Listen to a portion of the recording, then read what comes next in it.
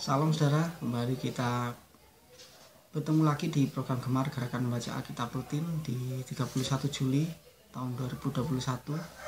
Di hari Sabtu ini saudara, kita mau sama-sama membaca Mazmur 150 ayat 1 sampai 6. Saya bacakan.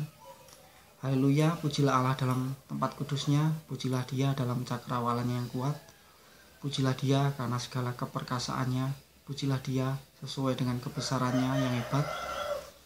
Pujilah Dia dengan tiupan sangkakala, pujilah Dia dengan gambus dan kecapi, pujilah Dia dengan rebana dan tari-tarian, pujilah Dia dengan permainan kecapi dan seruling, pujilah Dia dengan ceracap yang berdenting, pujilah Dia dengan ceracap yang berjentang. Biarlah segala yang bernafas memuji Tuhan. Haleluya. Amin, saudara.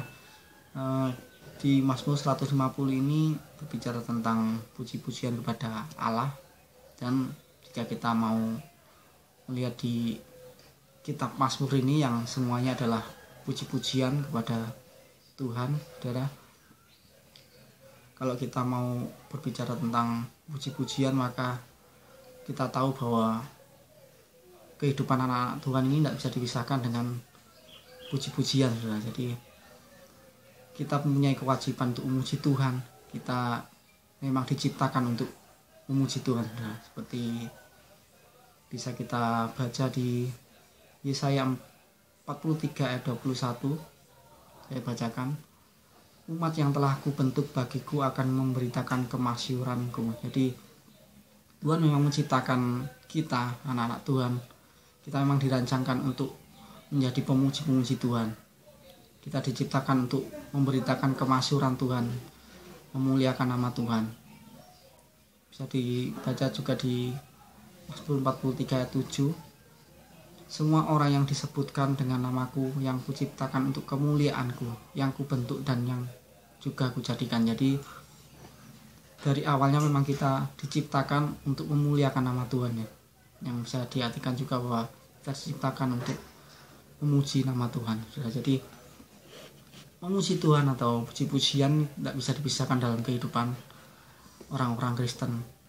Kita sebagai anak Tuhan, kita wajib untuk memuji Tuhan karena kebaikan Tuhan, karena anugerah Tuhan, karena kasih setia Tuhan kepada kita, sehingga Dia mau memberikan nyawanya bahkan untuk kita yang tidak ada artinya, tapi di hadapan Tuhan, di mata Tuhan kita sangat berarti. Walaupun kita kotor, Dia jadikan kita menjadi, Dia tebus kita menjadi putih bersih oleh karena darahnya yang membasuh kita.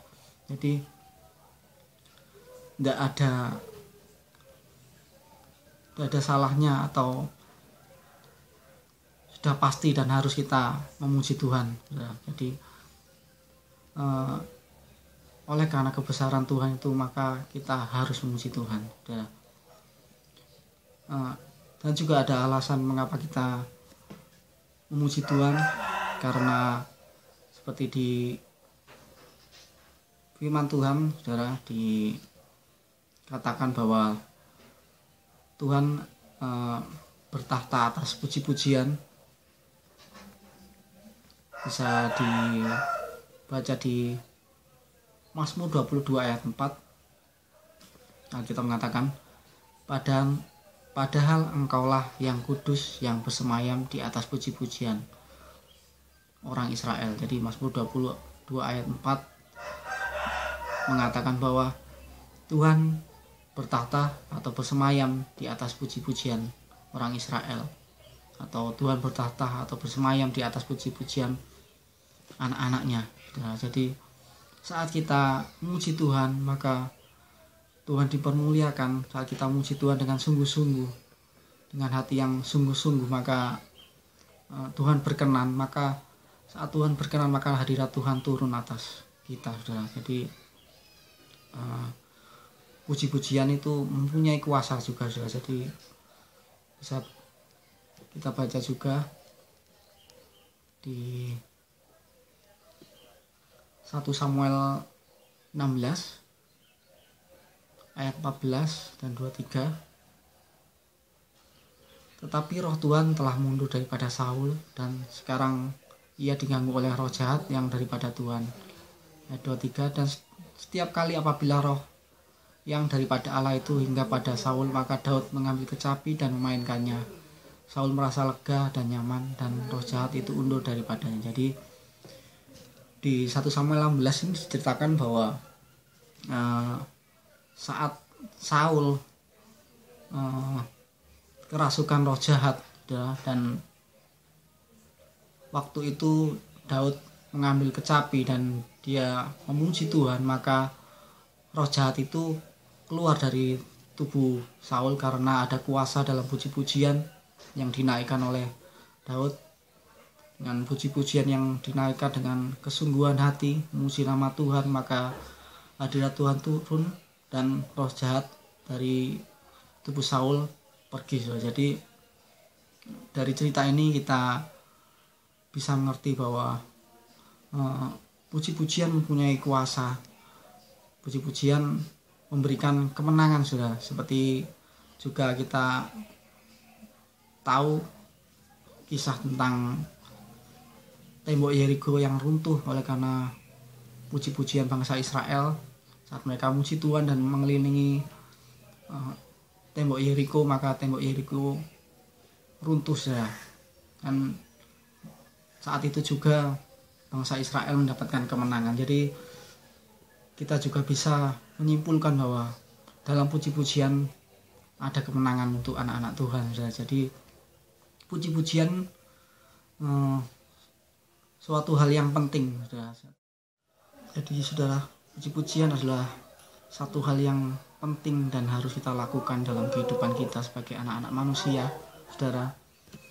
Karena dengan puji-pujian maka kita bisa merasakan bahwa Tuhan itu dekat. Dengan puji-pujian, saudara, kita boleh memperoleh kemenangan dalam setiap kita menghadapi segala pergumulan dalam kehidupan kita. Melalui puji-pujian, saudara, kita memperoleh penghiburan di saat kita menghadapi kesesakan, saudara. Maka itu, saudara, mari kita sama-sama lebih lagi dalam memuji Tuhan, lebih lagi dalam memuliakan nama Tuhan, sehingga di setiap kehidupan kita berkenan di hadapan Tuhan.